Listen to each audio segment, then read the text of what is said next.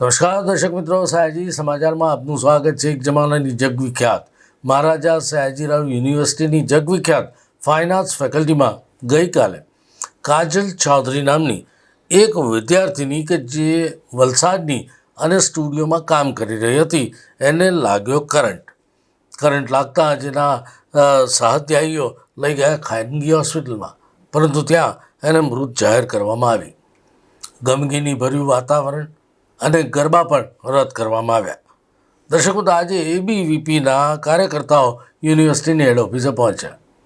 એમની માગ સીસીટીવી જાહેર કરવાની અને યુનિવર્સિટીના પરિસરમાં જ્યાં જ્યાં સીસીટીવી લાગ્યા છે એ બંધ હાલતમાં છે એવું પણ એમણે કહ્યું।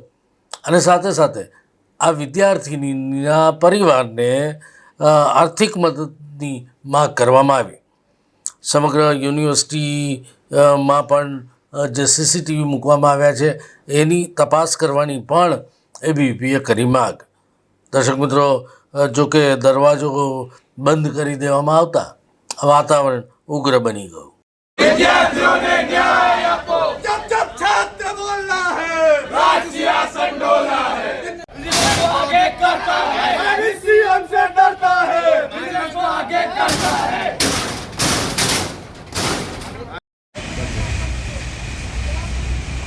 આ તમે જોયું, એક સામાન્ય દીકરીને જ્યારે આવી ઘટના થાય છે, દીકરીનો અવાજ ઉઠાવવા માટે આપણે જ્યારે આવીએ છીએ ત્યારે આ યુનિવર્સિટી પ્રશાસનને તમે જુઓ। યુનિવર્સિટી પ્રશાસન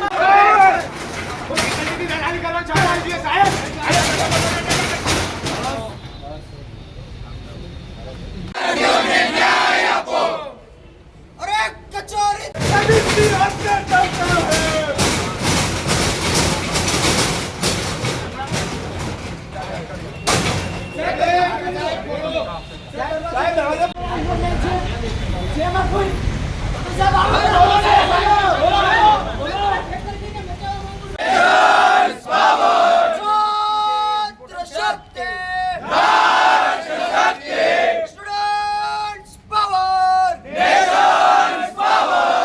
વિદ્યાર્થી નેતાઓને પણ ધક્કા મારીને કાઢવામાં આવે છે। આ વસ્તુ યોગ્ય નથી સાહેબ। सीएम से डरता है बिजनेस को आगे करता है सीएम से डरता है અને ગેટ બંધ કરવામાં આવે છે।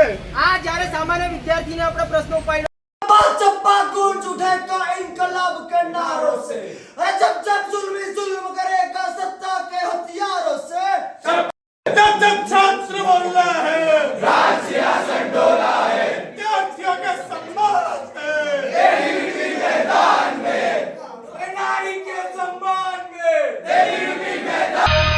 દર્શકો, તો એબીવીપી દ્વારા સીસીટીવી ફૂટેજ જાહેર કરીને ઝડપી ન્યાય મળે એવા પગલાં લેવા માટેની માગ કરવામાં આવી। જો આ માગને નહીં સંતોષાય તો ઉગ્ર આંદોલનની ચીમકી પણ ઉચ્ચારવામાં આવી।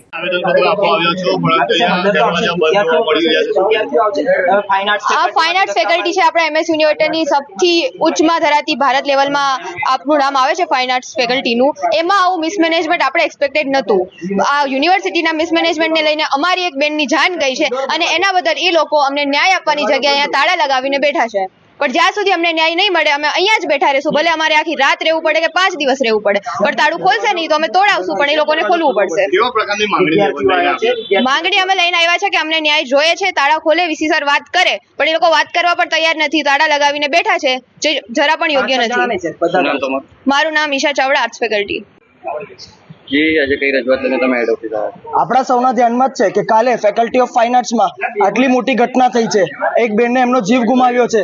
તે છતાં બી આજે જ્યારે વિદ્યાર્થી પરિષદ ફાઇન આર્ટ્સ ફેકલ્ટીમાં જોવા જાય છે ત્યારે ફેકલ્ટીને તાળા મારીને મીડિયાકર્મીઓને બી ત્યાંથી ધક્કો મારીને બહાર કાઢવામાં આવે છે કે ક્યાંક ને ક્યાંક એવું કશું લાગી રહ્યું છે કે ક્યાંક ને ક્યાંક ફાઇન આર્ટ્સ ફેકલ્ટી એમની ભૂલ છુપાઈ રહી છે અને યુનિવર્સિટી તંત્ર એમનો સાથ આપી રહી છે। એટલે જ આ દરવાજા છે, વીસી ઓફિસમાં જવાનો જે દરવાજો છે, વિદ્યાર્થીઓને અંદર જવાનો જે દરવાજો છે, એ બધું બંધ કરવામાં આવ્યું છે। ક્યાંક ને ક્યાંક લાગી રહ્યું છે કે યુનિવર્સિટી તંત્ર અને ફાઇન આર્ટ્સ ફેકલ્ટી બંને સાથે મળીને આ એક બેનને જે એમનો પોતાનો જીવ ગુમાવ્યો છે એ બેનનો ન્યાય આપી નથી રહી।